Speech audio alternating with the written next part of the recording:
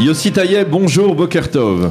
Bonjour à toi Daniel, bonjour à tous nos interlocuteurs. Nos auditeurs, voilà. Merci beaucoup d'être venu dans notre studio de si bon matin. C'était pas facile d'arriver jusqu'au centre de Jérusalem à 8h.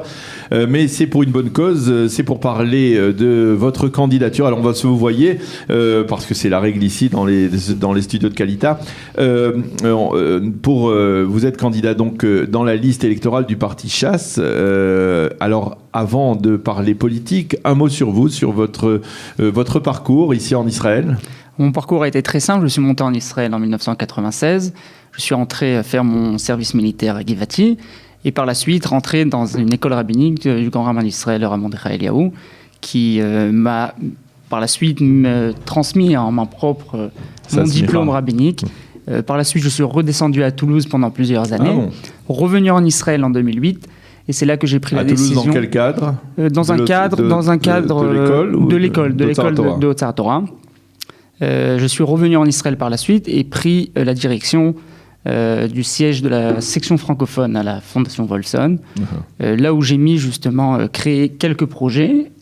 J'en citerai deux, le projet Yachad, puis par la suite le projet Shlavim Ba'aliyah. Qui a justement réussi à l'Aliyah et à l'intégration des... Tout à fait, nous parlons de centres de soutien scolaire, d'ateliers parentaux, de clubs pour adolescents. Ces projets ont réussi à avoir un partenariat en face du ministère de l'Intégration, les municipalités et d'autres associations comme AMI, etc. Il y a de ça 6 mois, j'ai été nommé adjoint au maire à Kiryat Yearim, dans le parti Chasse.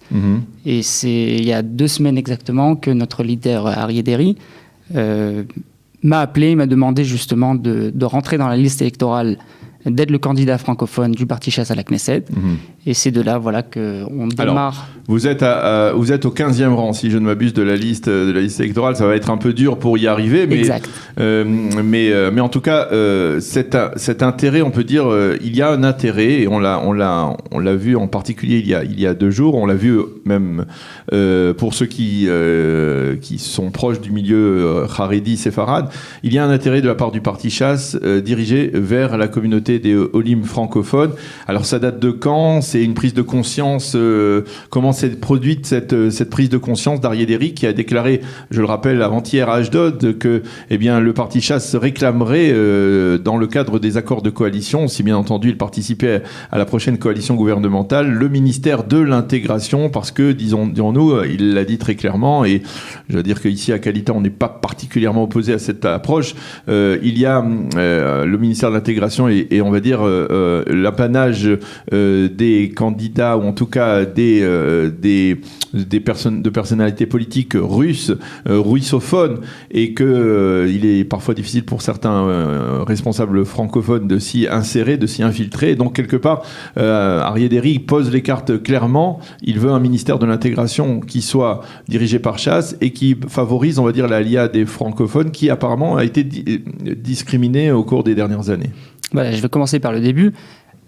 Pour répondre à votre question au niveau de quand est-ce que le parti Chasse, d'une manière générale, je pense que tous les autres partis aujourd'hui justement visent le public francophone.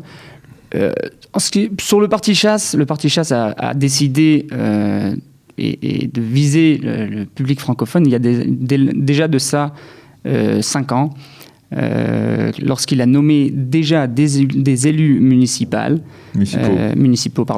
et ces dernières élections justement sur on parle de ça il y a bientôt presque 6 mois, ont été Shmuel Marciano par exemple à Jérusalem. Entre autres Shmuel Marciano sur Jérusalem, Yaakov sur Modi'in Élite, à Hadera, le Rav Tuitou à Ashdod, et moi-même adjoint au maire à Kiryat Yearim. Je pense que le parti Chasse a déjà fait un pas en avant.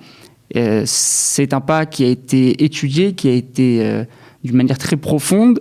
Et Aryeh Deri me l'a dit, notre leader, justement, il y a déjà de ça quelques années, je prépare le terrain. C'est-à-dire je ne veux pas rentrer un député à la Knesset sans qu'il puisse avoir les ustensiles adéquats justement au niveau des municipalités pour pouvoir faire passer à l'acte ce que la Knesset ou les budgets de certains ministères puisse venir et mettre en place pour les francophones.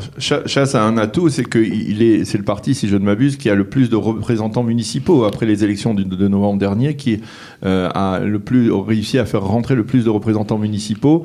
Et donc, ça lui donne une certaine force pour aider, on va dire, au niveau des municipalités, les Olim de France en particulier. Tout à fait. C'est-à-dire qu'en parallèle de ces élus francophones qui sont rentrés dans les municipalités, Chasse a 268 élus dans les municipalités en Israël. C'est le parti avec le plus grand nombre d'élus municipaux.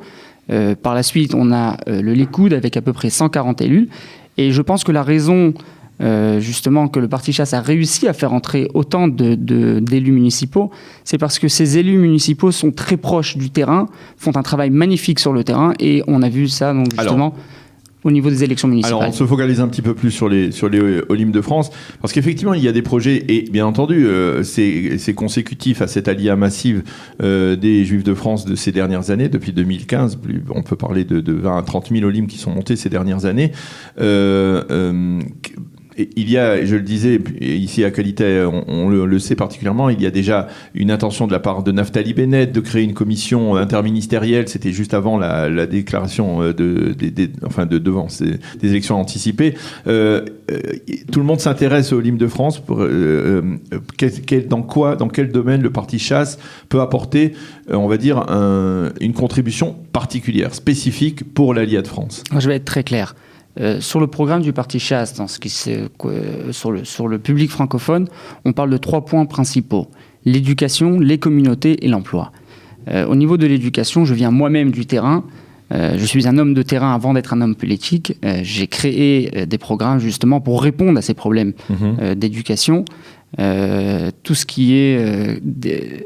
On a le Misrad Haklita aujourd'hui sur le terrain des coordinateurs qui font un travail magnifique, et je travaille en face des municipalités, mais malheureusement ces coordinateurs n'ont pas les budgets pour pouvoir mettre en place justement un répondant qui soit direct au Olim de France. Chasse aujourd'hui prendra des mesures pour pouvoir justement mettre en place ces projets en face des ministères qui sont déjà aujourd'hui dans les mains de Chasse. Et on parle de périphérie à Negev et Galil. Il faut qu'on comprenne que notre leader a réussi à transformer ce critère de Negev-Galil qui parlait de public qui était un public géographique, et l'a transformé en un critère social. Alors, parlons de l'éducation. On sait que c'est un problème pour les Olim de France. Ils ont du mal à retrouver les repères éducatifs qu'ils avaient dans les écoles juives en France. Qu'est-ce qui peut être fait dans le cas précis et finalement... puisqu'il y a quelques mois, enfin jusqu'à aujourd'hui, et de manière effective, par exemple, Naftali Bennett est ministre de l'Éducation. Est-ce qu'il peut y avoir interaction? Est-ce qu'il peut y avoir un travail en commun entre différentes formations politiques pour la même cause, c'est-à-dire la cause des Olim de France? D'abord, je pense qu'on va être obligé d'avoir quelque chose en commun. Quand on parle du ministère de l'Intégration et le ministère de l'Éducation, on est obligé d'avoir une synchronisation qui est là aujourd'hui d'ailleurs et qui est faite en face du Misrad Haklita et du ministère de l'Éducation. Pour le parti Chasse, aujourd'hui, malheureusement... Concrètement, les Olim de France n'ont pas aujourd'hui d'établissement adéquat. Ils sont ou trop orthodoxes ou pas assez religieux, quelque chose qui n'amène pas justement à ces valeurs culturelles sur lesquelles on a grandi. On a grandi à Otsara Torah, Yavne, Maïmonide, Lucien de Hirsch, etc. Et malheureusement, en arrivant en Israël...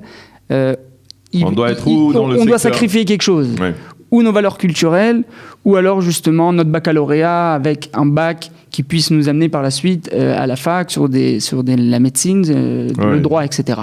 Et Chasse aujourd'hui a pris sur elle et a déjà commencé à monter des écoles qui seront non pas, et sur ça il faut mettre les points sur les i, ce ne seront pas des écoles francophones, nous parlons d'écoles israéliennes, il y a énormément en hébreu, en hébreu, une éducation en hébreu, avec un groupe pédagogique qui sera francophone, qui a déjà exercé en France et qui vient justement rajouter à ces écoles la façon, si on veut, à la française, justement de pouvoir éduquer nos enfants avec des valeurs culturelles fortes, tout en ayant un niveau de rôle assez haut pour pouvoir justement arriver au baccalauréat. Pour répondre aux besoins de ces parents qui avaient l'habitude d'avoir ces deux exigences, niveau de rôle et de Kodesh, qui soient quasiment les mêmes, c'est-à-dire très bons, dans les écoles en France. Tout à fait. Alors, concrètement, par exemple, est-ce qu'on peut dire que la rentrée prochaine, il pourra y avoir des écoles de ce style qui seront ouvertes pour les Olim de France ? Alors, je vais être très clair. Il y a une école qui a déjà été ouverte. Elle s'appelle Yavne à Ashdod. Elle prend de l'ampleur. Aujourd'hui, 180 élèves. Natania, nous sommes déjà en partenariat en face de la mairie pour pouvoir justement recevoir déjà un immeuble et commencer à rentrer déjà sur l'année scolaire prochaine. Herzliya, nous avons eu cette semaine justement un entretien avec le maire de Herzliya pour pouvoir recevoir un établissement qui puisse s'ouvrir.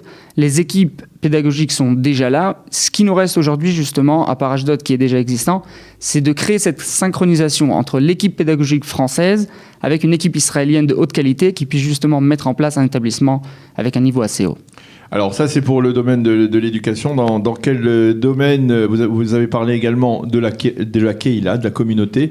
Quel est l'apport ? Parce qu'effectivement, la structure communautaire, c'est une structure qui plaît beaucoup aux Olim de France et qu'ils ne retrouvent pas obligatoirement ici, qu'ils recréent d'une certaine manière pour certains Olim. Comment le Parti Chasse peut aider dans ce domaine ? Alors regardez, c'est pas un secret que les Olim de France ont grandi en face de ce judaïsme communautaire qui justement répond d'un côté à une synagogue, mais en parallèle à ces synagogues, nous avons des activités qui ne sont des activités non religieuses des fois, mais qui se réalisent au sein justement de ces centres ces centres communautaires. Chasse, avec le ministère d'Adatot, le ministre des Cultes, a déjà commencé à travailler sur une section francophone qui sera mise en place après les élections. On commence déjà à y travailler, pour pouvoir mettre en place des places rabbiniques qui donneront justement la force à ces rabbins qui viennent aujourd'hui en Israël ou qui exercent déjà en Israël dans des communautés. Malheureusement, aujourd'hui, toutes ces communautés sont créées sur des dons, sur du philanthrope. Et je pense qu'aujourd'hui, le Parti Chasse, c'est son point principal, c'est justement de réussir à amener des fonds gouvernementaux pour pouvoir créer ces communautés, non pas par des dons ou par de la tzedaka, mais justement par de l'argent gouvernemental. Alors, je suis un peu tenté de vous poser la question en essayant de me faire peut-être l'avocat du diable ou pas du diable, mais on a l'impression que finalement tout le monde se réveille à la veille des élections. Peut-être que ce soit Naftali Bennett d'un côté, que ce soit Aryeh Deri de l'autre côté. Évidemment, il y a des Olim, ça se traduit en termes de mandat, et chacun essaye de tirer la couverture à lui. Est-ce que au lendemain des élections, on risque pas de retomber dans une sorte d'oubli pour les Olim de France ? Alors, comme je vous l'ai dit auparavant, le Parti Chasse a déjà commencé à travailler, il a déjà élu des élus municipaux dans les municipalités. Cette chose est déjà faite, le Parti Chasse a déjà commencé à travailler. Justement, comme je vous l'ai dit auparavant, notre leader... Mais il faut être, on va dire, en termes de... Aryeh Deri est un expert en matière politique, et pas depuis hier, il est là dans la classe politique depuis très longtemps. Le plus vieux ministre de l'État d'Israël. Il sait exactement où se trouve l'argent. L'argent, par exemple, se trouve massivement au ministère de l'Intégration, au ministère de l'Intérieur. Il ne se trouve pas obligatoirement au ministère de l'Intégration. Comment justement favoriser, faire en sorte que concrètement, parce que c'est un ministère, il faut bien avouer, qui n'a jamais été véritablement, qui a toujours été un ministère que l'on distribue à la dernière minute et qui est accaparé, effectivement, qui a été récupéré depuis de 20 ans par les Olim de l'ex-Union soviétique, mais c'est pas un ministère particulièrement attractif, c'est pas beaucoup de budget, pas beaucoup de possibilités de développer. Qu'est-ce qui va changer ? C'est un ministère qui a assez de budget, justement. Il a réussi à intégrer les russophones. Je pense que les russophones, ils sont là. Ils ont eu une intégration parfaite. Ouais. Ils ont réussi à avoir énormément de budget par le ministère de l'Intégration. C'est un ministère avec assez d'argent pour pouvoir justement mettre en place une aliyah, une intégration réussie des Olim de France. Et c'est là que notre leader va. C'est-à-dire qu'il faut aujourd'hui donner des réponses qui ne peuvent passer que par le ministère de l'Intégration. Même si ce ministère n'a pas assez d'argent pour pouvoir le faire, il a la possibilité de mettre en place des partenariats en face d'autres ministères, comme le ministère de l'Éducation, comme l'a fait justement Lieberman. Il a réussi à mettre en place plusieurs programmes, comme le programme Pélé ou le programme Yael, qui ont été mis en place Il y a des appels d'offres qui ont été faits justement, mais malheureusement, nos lignes francophones n'en profitent pas. Alors, avec tout le respect que j'ai pour vous, 15e place dans la liste électorale, je le disais au début, c'est pas véritablement réaliste. C'est-à-dire, si véritablement Arié Deri voulait donner la priorité aux hymnes de France, il aurait pu peut-être trouver vous placer beaucoup plus haut dans la liste électorale. Comment vous expliquez ça ? Alors, je vais vous dire, il faut comprendre que le parti Chasse est composé d'énormément de beaucoup de publics différents. Le public français en fait partie aussi, mais nous avons énormément de public autour du parti Chasse. Je ne veux pas entrer dans les raisons de notre leader, pourquoi 15e place et pourquoi pas la 3e.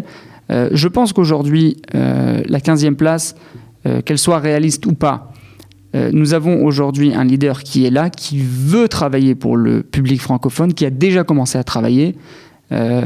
Si on veut essayer d'expliquer justement est-ce que la 15e place est réelle ou pas, il y a énormément. Il y a d'abord la loi norvégienne qui est là et qui est censée se mettre en place. Et deuxièmement, il faut comprendre que le parti Chasse, on n'arrive pas vraiment les sondages n'arrivent pas vraiment à le toucher. C'est-à-dire que les sondages sont pas particulièrement favorables. Hein. C'est-à-dire ils sont jamais favorables avec le seuil d'éligibilité. On va essayer d'être clair. Ils sont jamais favorables pour le parti Chasse. C'est vrai qu'historiquement, le parti Chasse reçoit toujours au-dessus des sondages. On a reçu, on est déjà arrivé à 17 mandats et on pense arriver, si Dieu veut, à 10 mandats cette fois-ci, plus la loi norvégienne. Si Dieu veut, on essayera d'être le candidat et d'y arriver.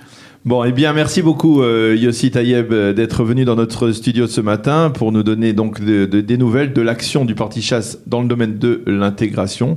C'est enregistré. On espère que si effectivement le parti Chasse figure dans la prochaine coalition gouvernementale, on pourra revenir vers vous et voir comment des projets dont vous parlez se concrétisent sur le terrain. Merci beaucoup d'avoir été avec nous ce matin et on vous souhaite de la réussite dans ces élections du 9 avril. Merci Daniel, merci à vous. À bientôt, voilà. Au revoir. Il est 8h27 sur Studio Kalita. Nous allons marquer une petite pause musicale avant la revue de la presse et des médias israéliens qui sera relayée sur les ondes de Radio J également à Paris.